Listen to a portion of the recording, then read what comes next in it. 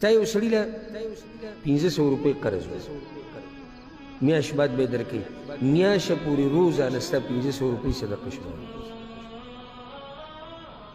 بلکې دې ته زیاته کړي. حدیث کې دا راځي، امام احمد دا راوړی دی، بریده رضی الله عنه وایي پیغمبر صلی الله علیه وسلم وایي چې من انظر معسرا فله بكل یوم مثله صدقه. څوک چې قرض ورکړي نیټه ورسره کېږي، وخت وله ورکړي، روزانه د ده لپاره صدقه شمارلی کېږي. وی بیا یې ورځ ووي من انظر معسرا فله بكل یوم مثلیه صدقه.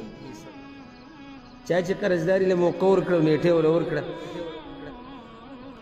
نو دته د صدقې د اجر دوچنده میلاوي روزانه.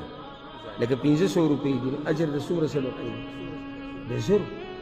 وی ما ورته چې یا رسول الله تاسو یو پیر ویلي چې اجر ورته د هغې امر میلاوي، نن تاسو وایي چې دوچنده میلاوي.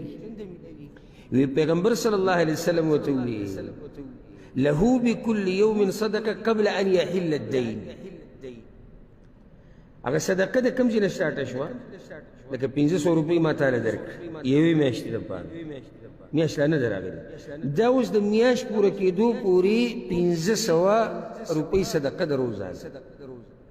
ها فاذا حل الدین، نیټه راغله، میاشت پوره شو، زه تا پسې درلم وروره ته یاره ما سره نشتې او حاله بس صحیح شو.